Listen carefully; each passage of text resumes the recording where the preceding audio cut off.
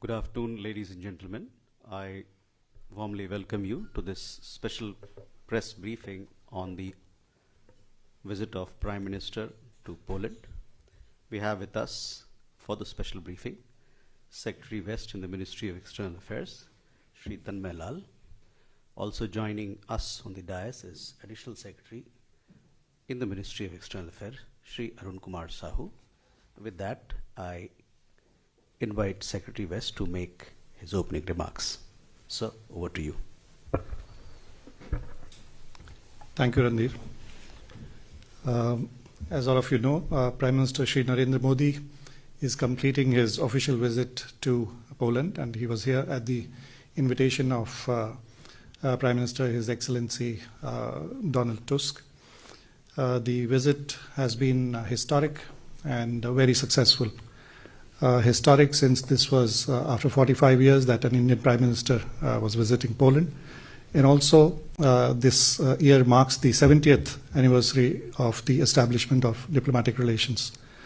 During the visit, extensive discussions were held between the leadership. Prime Minister Shri Narendra Modi also called on His Excellency President Duda earlier today. One of the main aspects of the visit has been that both the countries have decided to take their relationship to the level of strategic partnership. And in this context, a joint statement has been released and an action plan has been finalized. So there have been multiple aspects in which or areas where the two countries have decided to cooperate even further. Some of the areas that are of focus in this relationship are, for example, economic sector. As you would know, India is the 5th largest economy now, and Poland is the 6th largest economy within the European Union. Poland is a very, very important partner for India in this region. Poland will also be hosting will be holding the presidency of the European Union Council next year. India-EU relations are also extensive, as some of you would be knowing that there are negotiations ongoing on finalizing an India-EU FTA. And last year, India and EU had set up the Trade and Technology Council, which is already doing very substantive work. So both in the bilateral aspect, regional aspect, and multilateral aspects, the relationship is extensive, and this visit and the discussions provide a useful impetus for this partnership going forward. I would also make reference to some of the program elements. Yesterday, Prime Minister had visited two memorials. One was for the memorial for the very, very special episode in our shared people-to-people contacts, when he visited the memorial for Jam Sahib of Navanagar. He also visited the Kolhapur memorial, and I'm sure you would be aware that this refers to an episode during 1940s when during the World War II 6,000 Polish women and children found refuge in India. Jam Sahib of Navanagar gave shelter to almost 1,000 Polish women and children, and also in Kolhapur. Prime Minister also visited laid a wreath at the monument of the Battle of Monte Cassino, where both Indian and Polish troops had fought together, and this was also a very special moment. Yesterday evening there was a community event where the Prime Minister met members of the Indian diaspora, who welcomed him very enthusiastically and with great warmth. This morning there was a ceremonial welcome at the Chancellery, followed by first a restricted meeting and then the delegation level talks. Prime Minister Modi also laid a wreath at the tomb of the unknown soldier, and this was followed by the call on the President. Prime Minister has also been meeting some of the business leaders from Poland who have business presence in India.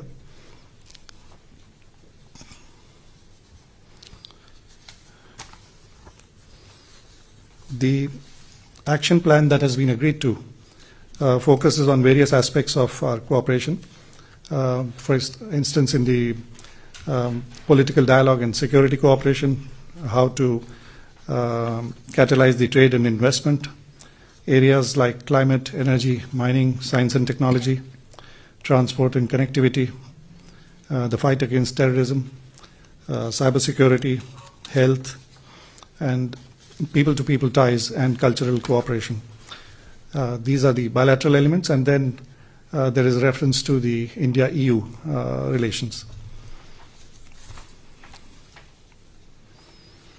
So both sides agreed for the need for regular high-level contacts, strengthening the economic relations in a range of sectors, ranging from agriculture, food processing, clean technology, connectivity, mining, renewable energy, and AI and digital areas.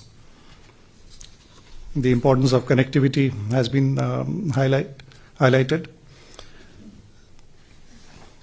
And the two sides also agreed to continue the cooperation in the field of defense.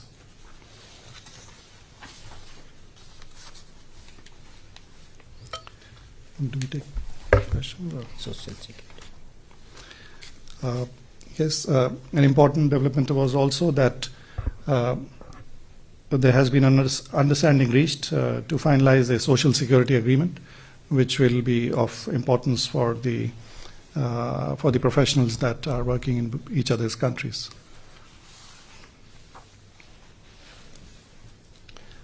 Maybe open the floor for questions. With that, we open the floor for some questions.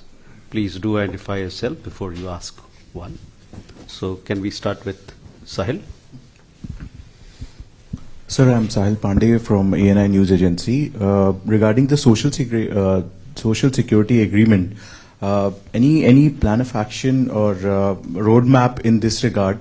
Because you said understanding has been reached regarding this. So any details if you can share? Right. Please. Thank you very much, Patrick Kugiel, Polish Institute of International Affairs. It was a historical visit indeed. We are very grateful and happy that both countries agreed to elevate this relationship to the strategic partnership level. And my question is, what will be the follow-up? Do you expect any high-level revisit from Poland to India in coming months? Maybe President or Prime Minister of Poland, have you discussed this issue? And also additionally, have you discussed the question of reform of the global institutions, including the UN Security Council? Did you hear a clear support from Poland when it comes to the question of full permanent membership for India at the Security Council? Thank you. Okay. Tomasz?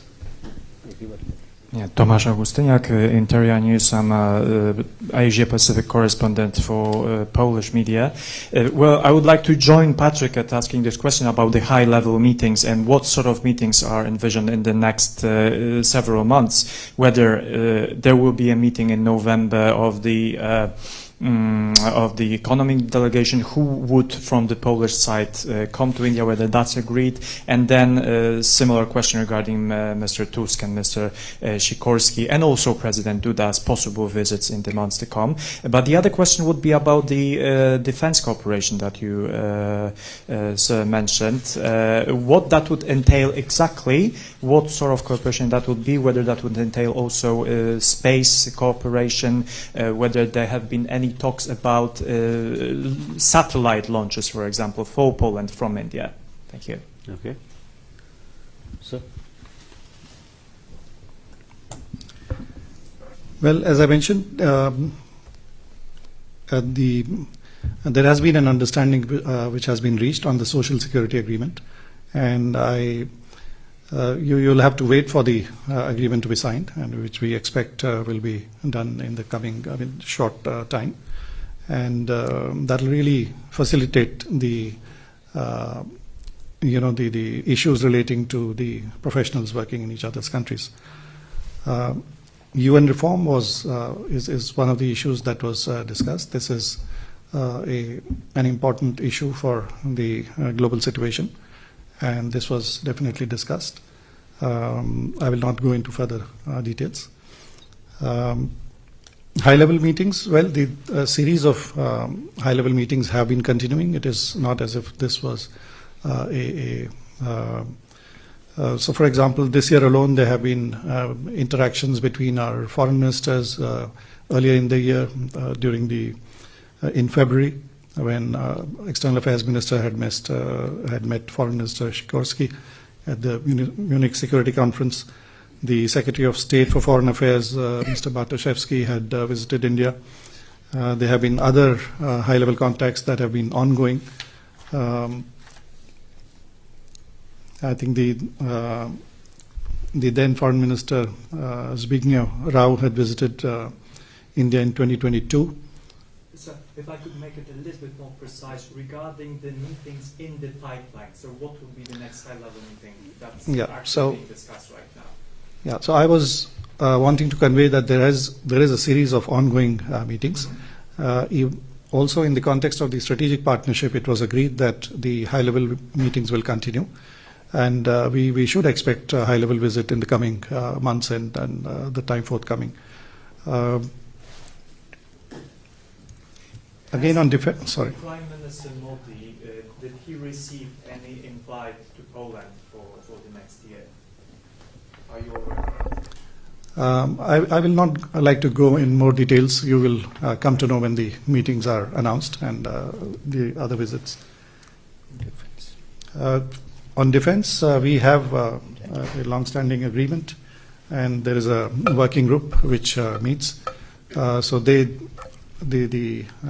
working group will continue to explore opportunities that exist in the defense sector for both sides. Space. Space is also one of the areas that there is potential for collaboration, and the upcoming business delegations, especially in the high technology areas, will lay the groundwork for space and other sectors of collaboration.